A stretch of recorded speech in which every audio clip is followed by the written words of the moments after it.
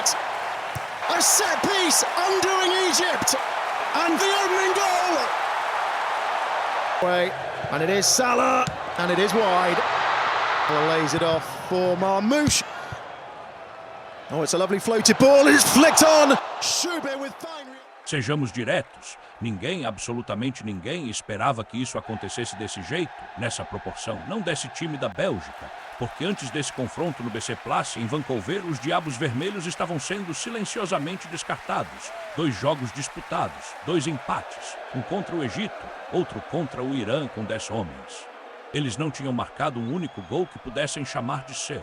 O único gol da Bélgica em todo o torneio até aquele momento, um gol contra, só isso.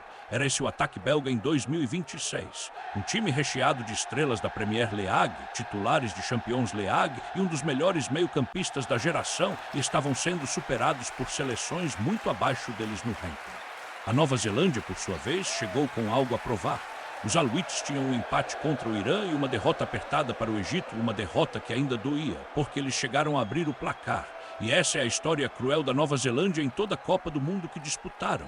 Eles brigam, eles competem, às vezes até saem na frente, mas nunca conseguem cruzar a linha. 8 jogos de Copa do Mundo sem uma única vitória. Nenhuma, e esse deveria ser o momento. Vencer a Bélgica e de repente a conversa muda. De repente a Nova Zelândia passa a ser relevante. Não foi assim, nem chegou perto. Desde o primeiro apito, a Bélgica era diferente. Algo havia mudado. Talvez fosse a pressão da eliminação encarando eles de frente. Talvez Rudi Garcia finalmente tivesse encontrado as palavras certas no vestiário. Fosse lá o que fosse, os Diabos Vermelhos entraram em campo com um propósito e uma urgência que estavam completamente ausentes nos 2 primeiros jogos. E foi Leandro Trossard quem acendeu o rastilho.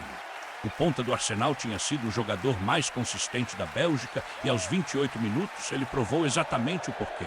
Uma bola solta dentro da área, caos no bico do gol e Trossard aproveitou um chute potente no canto superior direito. Bélgica 1, Nova Zelândia 0. A comemoração foi de alívio tanto quanto de alegria. Finalmente, um gol que eles realmente fizeram. E aqui fica interessante. Porque a Nova Zelândia não desmoronou. Continuou pressionando, continuou trabalhando.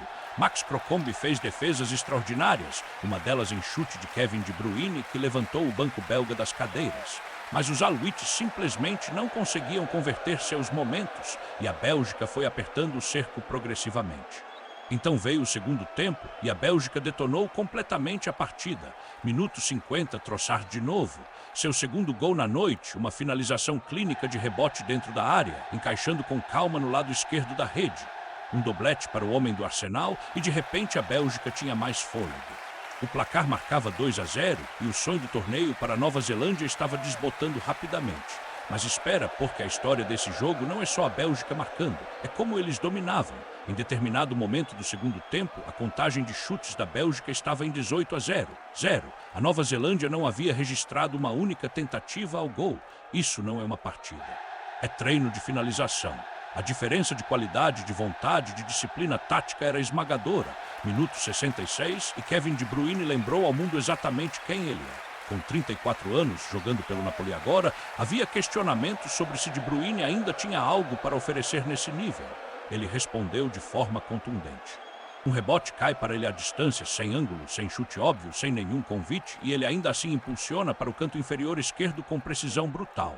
O goleiro não teve chance. Bélgica 3, Nova Zelândia 0, candidato a gol do torneio. O BC Place explodiu em euforia. Para a Nova Zelândia, aquele terceiro gol foi o momento em que a porta se fechou de vez. Mas eles fizeram algo admirável, não desistiram. Continuaram brigando e aos 84 minutos ele já justo descontou, chutando da entrada da área para o canto direito após pegar um rebote. Bélgica 3, Nova Zelândia 1. Era um gol de honra, sim, mas também uma declaração de caráter. E curiosamente, esse gol importou muito mais para o Egito assistindo do outro estádio do que para a própria Nova Zelândia. Porque no jogo paralelo, Egito e Irã empatavam em 1-1. E quando a Nova Zelândia marcou, o Egito brevemente retomou a liderança do grupo no saldo de gols.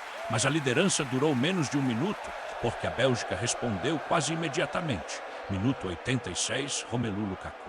O gigante, maior artilheiro de todos os tempos da Bélgica, saltou para encontrar um cruzamento e projetou uma cabeçada rasteira ao centro da rede. Bélgica 4, Nova Zelândia 1. Lukaku tinha sido alvo de críticas durante todo o torneio e bem aqui, bem agora, ele entregou quando mais importava. A cabeçada foi impecável no tempo certo, no lugar certo. Sua presença, sua fisicalidade, sua movimentação estiveram lá durante todo o jogo. O gol foi apenas o desfecho de uma atuação completa. E então veio o acréscimo. 90+4 Alexis Saelemaekers, o ponta do AC Milan que entrou como reserva, se livrou da marcação neozelandesa e disparou um chute de média distância que não deu a menor chance ao goleiro. Bélgica 5, Nova Zelândia 1. O placar final foi implacável, mas honesto. Essa foi a Bélgica que todos esperavam ver há 2 anos. Vamos colocar os números em contexto porque eles contam tudo. A Bélgica tinha 18 chutes antes da Nova Zelândia registrar sua primeira tentativa no minuto 54. A posse foi desequilibrada, o território foi desequilibrado. A diferença de qualidade naquela noite foi inegável. E mesmo assim, a Bélgica precisou desse jogo para finalmente parecer ela mesma. Isso é tanto um elogio à Nova Zelândia por frustrá-los no primeiro tempo, quanto uma condenação do fraco desempenho belga nas 2 primeiras partidas. O resultado significou que a Bélgica liderou o Grupo G. Não apenas se classificou, liderou. Ao lado deles, o Egito avançou como vice-líder após o empate com o Irã. E o Irã aguarda nervosamente para saber se passa como um dos melhores terceiros colocados. A Nova Zelândia, eliminada. 8 jogos de Copa do Mundo, 0 vitórias. A história permanece intacta e isso é genuinamente de partir o coração para uma nação que compete com tanta garra toda vez que chega a esse palco. Mas vamos terminar falando da Bélgica. Porque seja lá o que aconteça nas fases eliminatórias, essa atuação importa. Trossard finalmente entregou o doblete que vinha ameaçando. De Bruyne lembrou a todos que classe não tem prazo de validade. Lukaku apareceu quando as apostas eram reais. E um time que estava à deriva nesse torneio de repente pareceu perigoso, organizado e faminto. O rótulo de geração dourada acompanhou a Bélgica por mais de uma década. A maioria daqueles jogadores já foi. Mas os Diabos Vermelhos, eles ainda estão aqui. E depois do que fizeram em Vancouver naquela noite, as equipes nas oitavas de final deveriam ficar atentas. A Bélgica acordou e ela é perigosa.